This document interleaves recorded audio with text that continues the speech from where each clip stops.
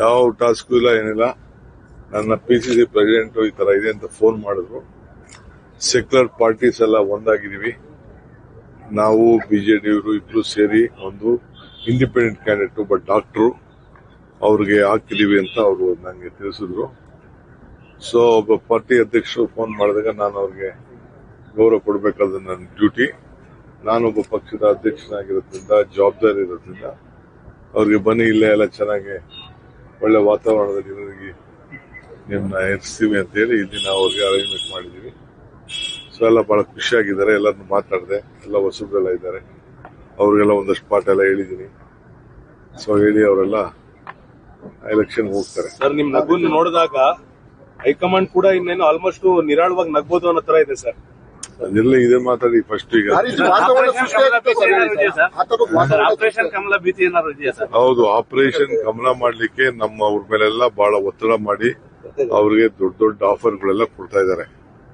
So ಎಲ್ಲರ ಮೇಲೂ ಬಹಳ ಒತ್ತಡ ಇದೆ, ಏನಾದ್ರು ಮಾಡಿ ರಾಜ್ಯಸಭಾ ಸೀಟ್ ನ ಗೆಲ್ಲಬೇಕು ಅಂತ.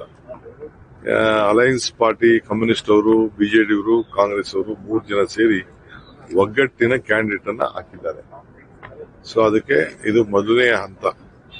ಇದು ಇಂಡಿಯಾ ಅಲಯನ್ಸ್ಗೆ ಒಂದು ದೊಡ್ಡ ಶಕ್ತಿ ತುಂಬುವಂತ ಕೆಲಸ ಆಗ್ತಾ ಇದೆ. ಇದು ಮಾಮೂಲಿ ಅವ್ರು ಬಿಜೆಪಿ ಅವ್ರು ಮಾಡೋದ್ ಮಾಡ್ತಾರೆ, ನಾವು ಮಾಡೋದ್ ನಾವು ಮಾಡ್ತೀವಿ. ಒಳ್ಳೆ ಇಂಜೆಕ್ಷನ್ ಕೊಟ್ಟಿದ್ದೀರಾ ಸರ್? ಒಂದು ಒಳ್ಳೆ ಇಂಜೆಕ್ಷನ್ ಕೊಟ್ಟಿದ್ದೀರಾ?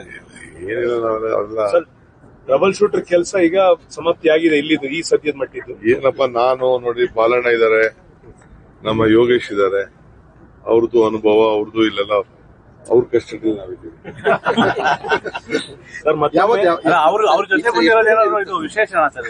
ಏನಿಲ್ಲ, ಅವ್ರಿಗೂ ಜವಾಬ್ದಾರಿ ಇದೆಯಲ್ಲ.